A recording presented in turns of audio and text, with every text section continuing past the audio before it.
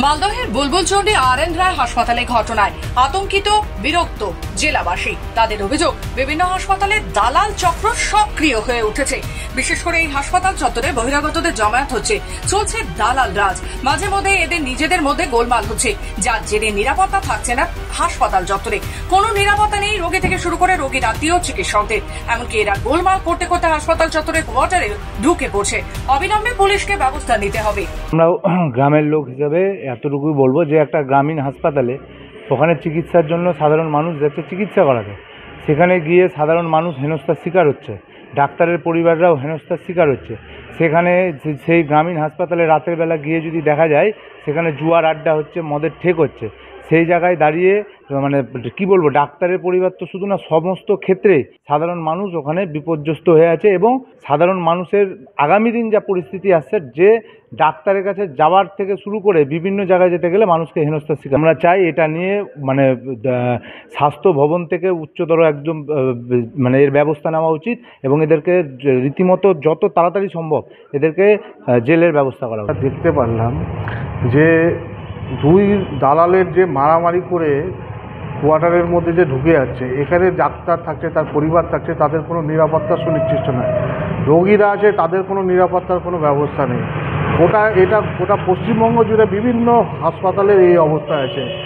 আমি সরকারের কাছে রবিবারই মালদহের হাবিবপুর ব্লকের বুলবুলচন্ডী গ্রামীণ হাসপাতালের চিকিৎসক অমিত কুমার মণ্ডলের কোয়ার্টারের সামনে দুজন বহিরাগত যুবক নিজেদের মধ্যে বিবাদের জেরে হাসপাতালে কোয়ার্টার চত্বরে ঢুকে পড়েন এবং সেখানেই হাতাহাতি শুরু করে দেন।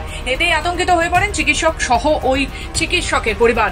ঘটনার পরে ওই চিকিৎসক পরিবারের থানায় লিখিত অভিযোগ দায়ের করেন। লিখিত অভিযোগে জানানো হয়, বুলবুলচন্ডী গ্রামীণ হাসপাতালেও চিকিৎসকের অভিযোগ ছিল বহিরাগতদের আনাগোনা লেগেই থাকে কোয়ার্টার চত্বরে।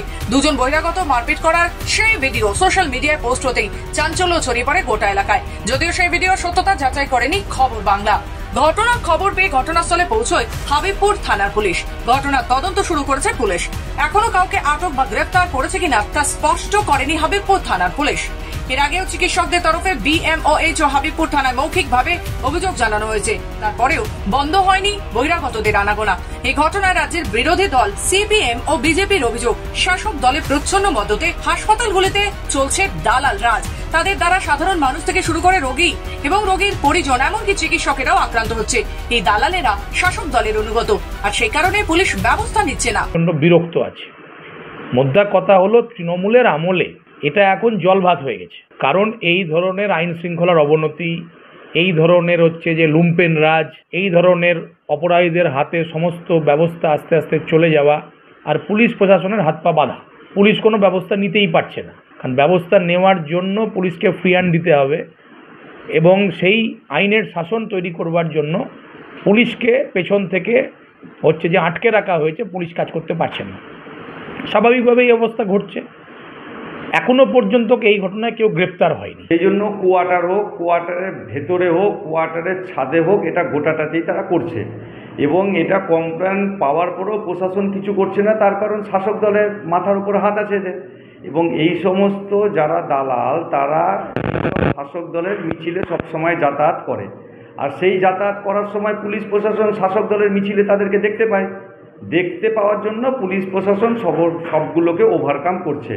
মুখ্যমন্ত্রীর নির্দেশে ইতিমধ্যে বিভিন্ন জায়গায় পুলিশি ব্যবস্থা নেওয়া শুরু করেছে। এক্ষেত্রেও আইন অনুযায়ী ব্যবস্থা নেওয়া হবে, পাল্টা দাবি তৃণমূলের। যে কোনো ধরনের এনক্রোচমেন্টের বিরুদ্ধে আমাদের দল সবসময় রয়েছে।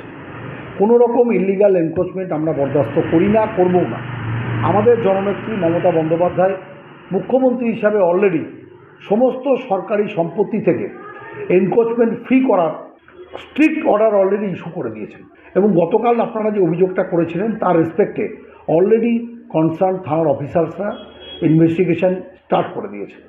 তো যারা দোষী তারা পেনালাইজড হবে, এর বাইরে কিছু ব্যাপার নেই। আর বিজেপি কী বলছে সেই ব্যাপার নিয়ে আপনারা বেশি ওরিড হবেন না, কারণ এই বাংলা রাজনৈতিক মানচিত্রে শুধুমাত্র অভিযোগ করে বিজেপি টিকে থাকতে চাইছে।